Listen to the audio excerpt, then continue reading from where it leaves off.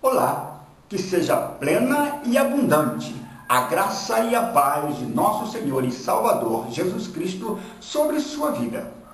Gostaria de convidar você que começou a ouvir esta mensagem para meditar comigo nas promessas contidas no Salmo 23 para as nossas vidas. Você percebe que a incerteza do que nos reserva o futuro causa-nos certo desconforto e insegurança? É por isso que precisamos de alguém com o qual possamos contar em todas as circunstâncias, para nos mantermos inabaláveis diante das situações que teremos de enfrentar, e não sermos acometidos de várias preocupações quanto ao futuro. Quantos de nós ainda sofremos por coisas que já se passaram? E sofremos também por situações que ainda não aconteceram. Deixe-me começar este estudo contando para você o relato de um certo empresário. Dr. Lúcio era conhecido por ser um homem muito competente, que sempre trabalhava arduamente para manter o sucesso que havia alcançado.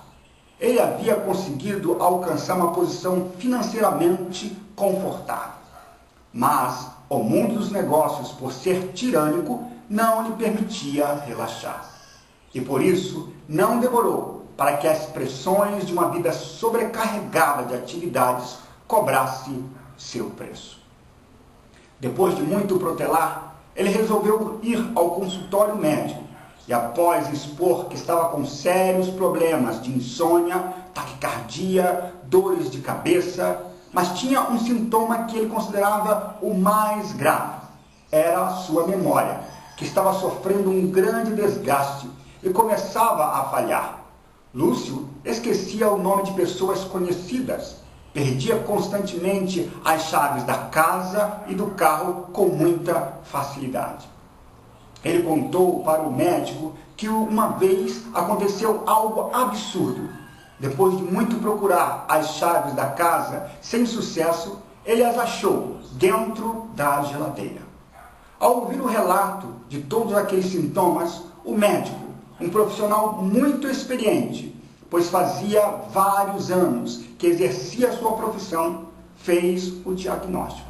E ao constatar que os problemas daquele homem de negócios era advindo das pressões e preocupações de suas atividades cotidianas, de posse do receituário, escreveu nele o remédio e o entregou para seu paciente.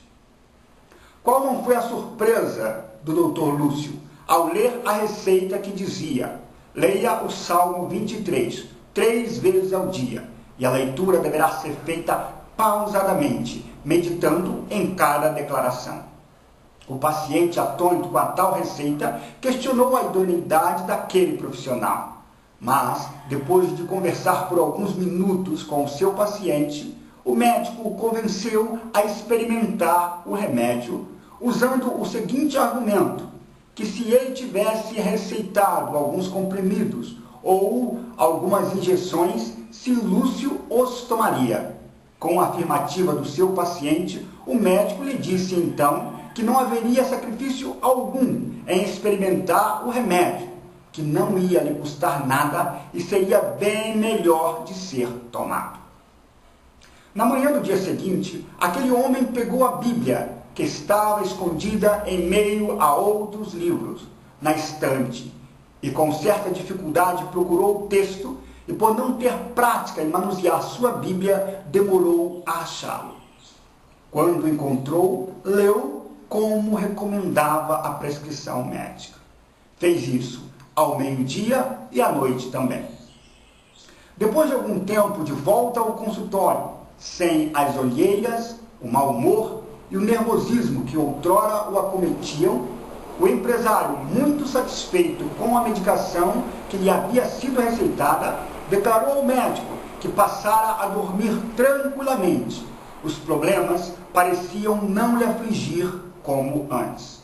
Tudo porque aquelas palavras passaram a surtir o efeito confortador das promessas divinas para as suas adversidades. O texto que ele lia todos os dias era este: O Senhor é o meu pastor, nada me faltará. Deitar-me faz em verdes pastos, guia-me mansamente a águas tranquilas, refrigera a minha alma, guia-me pelas veredas da justiça por amor do seu nome. Ainda que eu andasse pelo vale da sombra da morte, não temeria mal algum, porque tu estás comigo, a tua vara e o teu cajado me consolam. Preparas uma mesa perante mim, na presença dos meus inimigos, unges a minha cabeça com óleo, o meu cálice transborda. Certamente que a bondade e a misericórdia me seguirão todos os dias da minha vida, e habitarei na casa do Senhor por longos dias. Gostaria de citar aqui o que escreveu Max Lucado em seu livro Aliviando a Bagagem. Existem palavras mais amadas, emolduradas e penduradas em saguões de hospitais, rabiscadas em paredes de presídios, citadas pelos vigorosos e cochichadas pelos moribundos. Nestas linhas, marinheiros têm achado um porto, os amedrontados têm encontrado um pai, e os que lutam pela vida têm deparado com um amigo. E por ser tão profundamente amada, a passagem é vastamente conhecida. Você pode apontar um ouvido onde essas palavras jamais caíram, musicadas em centenas de canções, traduzidas em milhares de línguas, domiciliadas em milhões de corações. Um desses corações pode ser o seu. Que afinidade você experimenta com estas palavras? Para onde estes versos transportam você? Ao pé de uma lareira? À beira de uma cama? Junto a um túmulo? Esse salmo que vamos estudar agora talvez seja o mais conhecido dos salmos bíblicos. Davi, antes de se tornar rei, era um pastor de ovelhas. Ao escrever este salmo, ele usa sua experiência no pasto com suas ovelhas para comparar os cuidados de Deus com seus servos fiéis. Ele inicia esse salmo não com uma petição, mas sim com uma declaração. No versículo 1 ele escreve: o Senhor é o meu pastor, nada me faltará. Davi fala do sentimento da ovelha. A ovelha sabe instintivamente que o pastor tem reservas para a sua alimentação do dia seguinte. Isso faz com que ela se sinta segura. Há um fato interessante que eu gostaria de comentar aqui. Depois da Segunda Guerra Mundial, muitas crianças que perderam seus pais durante aquele terrível momento histórico, a Segunda Guerra, eram levadas para tratamento psicológico, pois as mesmas não conseguiam dormir à noite, porque aquele período que haviam passado era de fome e incerteza do amanhã. Choravam a noite inteira. Um certo psicólogo fez uma experiência. Antes de colocar as crianças para dormir, ele colocou nas mãos de um grupo de crianças um pedaço de pão. E aquelas crianças passaram a dormir durante toda a noite, pois ao estar segurando um pedaço de pão, elas tinham certeza de que no dia seguinte teriam com o que saciar a fome. A quem temos colocado como Senhor para as nossas vidas, para suprir as nossas necessidades? Davi faz uso do nome Yahvé. Embora estranho para nós, o nome era rico para Davi. Tão rico, na verdade, que Davi escolheu Yahvé acima de El Shaddai, Deus Todo-Poderoso. El Elyon, Deus o Altíssimo, e El Olam, Deus o Eterno.